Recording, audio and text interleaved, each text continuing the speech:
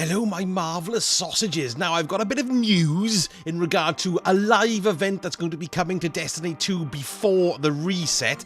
And I'm also going to bring you some really handy snippets as well that'll fill you in exactly some things to expect when Beyond Light drops. And also stuff about the reset as well that's coming up and the times and things like that that you should be aware of. So, first of all, let's have a quick squiz at what's going on with this live event. Because yesterday, in my old email inbox, I got an email and it said this: Guardians, you have less than 1 week to finish your rank levels and claim the rewards for the Season of Arrivals.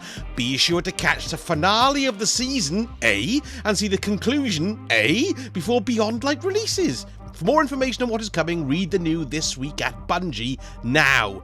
Well, I didn't know what on earth was going on. It seemed to be saying, make sure you've seen the new live event type thing. But then, not too long afterwards, Luke Smith, who's the big cheese on Destiny, said they had in fact dropped a bollock, as they say here in Wales. And he sent out this tweet. Is there an end of season event? We have a small event to close out Season of Arrivals. We wanted it to be a surprise, but an email accidentally mentioned it. Uh-oh. It's nothing too crazy, just a little time to chill in the tower before the lights go out. See you soon. So there you are, it's completely confirmed. We've got a live event happening. Now, there was no ETA given on this, but it can't be that far away. Now, my guess is that it'll happen just before the lights go out. See what I did there? Lights go out, and Destiny 2 is taken offline for the 17 hours before Beyond Light drops. So the timings for this are as follows. On November the 9th, now this is 4 p.m. Pacific Standard Time and 7 p.m. Eastern and midnight in the UK. It's preparation downtime. Players will be removed from activities and will be required to download a small update before logging in again. So we're going to download a small update and then log back in again.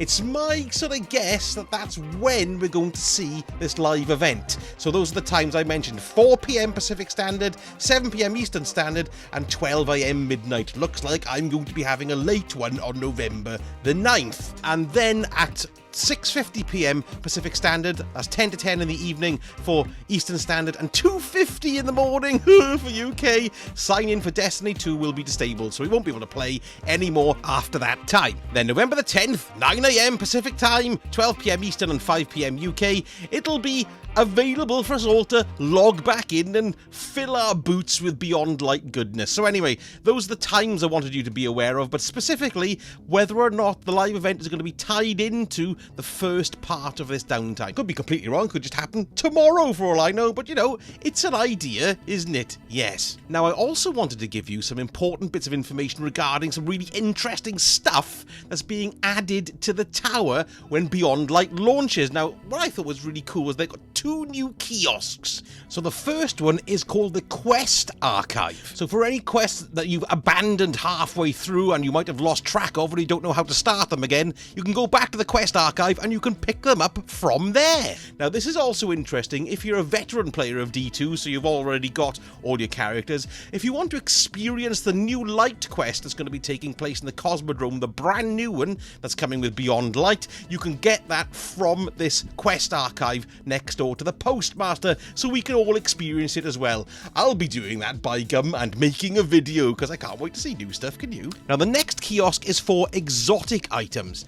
Now, if you watched one of my recent videos about changes to the inventory that's coming, we saw in that they mentioned something called Monument to Lost Light's Exotic Archive. Well, this is it. So from this archive, you can acquire exotics, also legendary pinnacle weapons, and pursuit weapons that were once available through old quests that have now buggered off because of the Destiny content vault. Now, they say because these weapons and items were all attached to these lengthy quests and quite difficult objectives, they have a price which reflects this. So, gone are the glorious days of annoying quests. Like in real life, you know, you can only get the stuff if you can afford it. So this is what they're going to cost. They're going to cost Glimmer, destination materials, masterworking materials, an exotic cipher, or an ascendant shard. So quite pricey to get them. And they're also introducing a new currency called Spoils of Conquest. Now this can only be acquired by completing raids. So if you want to buy exotics that dropped from raids that have now been stuck in the Destiny content vault, this is how you can get them. But how often this new currency drops, they don't say. I doubt you're going to get one every time you complete a raid, but you will know soon enough. Probably RNG will pay the price. No, pay the part. No, play the part. I'll get there in the end, you stupid boy. Talking about the exotic ciphers as well, you've only been able to get 2 of these so far. One came from the season pass as one of the rewards there, and the other one came from the quest that was a tribute to Matt Helsum earlier this year. So we had 2 of the exotic ciphers. Now Bungie have said that the exotic ciphers will now also be available from a weekly quest from Xur, which I think is great because now he's going to have more of a purpose than selling you stuff that you've already got. He's going to be giving us a weekly quest so we can get those exotic ciphers. A marvellous addition for our tentacled-faced wheeler dealer. Great stuff. Now the last part of really important info I want to give you is about the preload times for Beyond Light. So I'm going to go platform by platform. So first of all, for PlayStation, and this is beginning on November the 8th after 8 PM Pacific Standard Time, users can start pre-downloading the update. So you do that by navigating to Destiny 2, press the options button and then select check for updates.